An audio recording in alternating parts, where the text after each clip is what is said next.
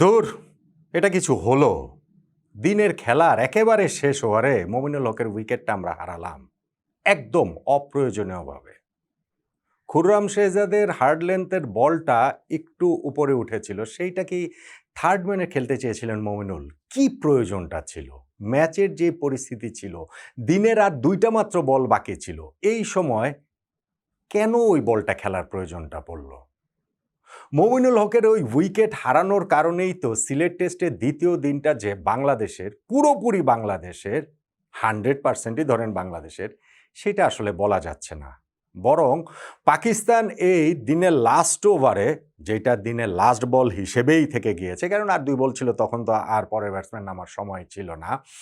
Pakistan third data আরেকটু confidence নিয়ে শুরু করবে, বাংলাদেশ আরও একটু সংশয় নিয়ে হয়তোবা শুরু করবে। কিন্তু ওভারঅল যদি দিনের খেলা দেখেন বা ম্যাচের 2 দিন পরের সিচুয়েশনটা দেখেন, বাংলাদেশ এখনও এই ম্যাচটাতে আপার হ্যান্ডে রয়েছে।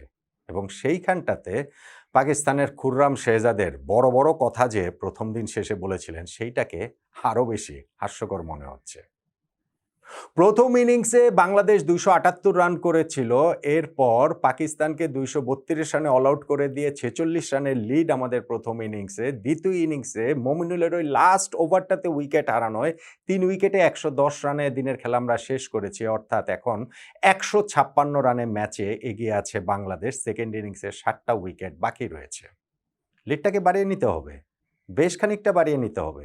কেননা সিলেটের উইকেট যথেষ্ট ভালো বলেই এখন পর্যন্ত মনে রয়েছে, এবং একই সঙ্গে বৃষ্টির ব্যাপারটাও মাথায় রাখতে হবে। হ্যাঁ, প্রথম 2 দিন বৃষ্টি বাগড়া দেয়নি, কিন্তু নেক্সট 3 ডেইজে যে সেই বাগড়াটা আসবে না, ওভাবে তো বলা যায় না। সো 150 রানের যে বাংলাদেশের লিড, সেইটাকে আমাদের আরও 150 যোগ করে অন্তত 300 রানের লিডে নিয়ে যেতে হবে। সেই ক্ষেত্রে আমি মনে করব যে বাংলাদেশ এই টেস্ট জয়ের জন্য একটা কমফোর্টেবল জায়গাতে থাকবে, বৃষ্টি মাথায় রেখেও। এখন এই সেকেন্ডের মোমেন্ট অফ দ্য ডে কোনটা, ওই আলোচনাই তো, এবং তাতে আমি বলছিলাম যে খুররাম শেহজাদের বড় বড় কথা। পাকিস্তানিদের কাছ থেকে এরকম বড় বড় কথা শুনে আমরা অভ্যস্ত। মাঠের ক্রিকেটে তাদের যাচ্ছে তাই অবস্থা, তবে মাইক্রোফোনের সামনে মুখ চালাচ্ছে সমানে।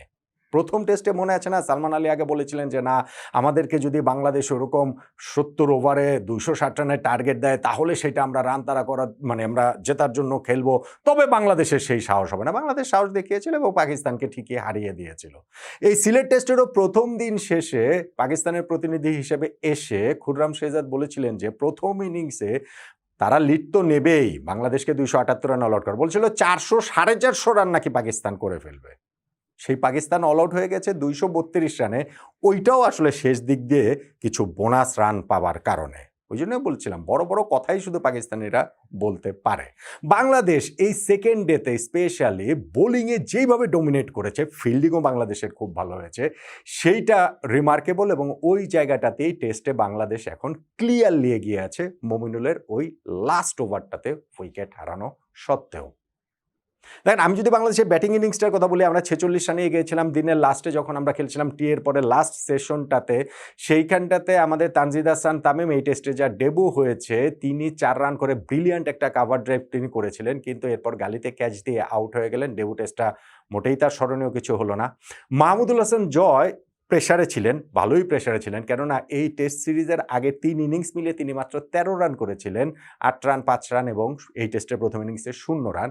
সেই জয় তিনি কাউন্টার অ্যাটাকে গেলেন এবং সেটাতে সফল হলেন। ইনিংসের শুরুর দিকেই তিনি কিছু কাভার ড্রাইভে যখন বাউন্ডারি পেয়ে যান, ওইটাই তার কনফিডেন্সটা এনে দেয়, এবং ওইখানটাতে মমিনুল হকের সঙ্গে যে পার্টনারশিপটা করেছেন, সেই পার্টনারশিপে বাংলাদেশ তানজিদ হাসান তামিমের ওই উইকেট হারানোর দুঃখটা মোটামুটি আমরা ভুলে গিয়েছিলাম।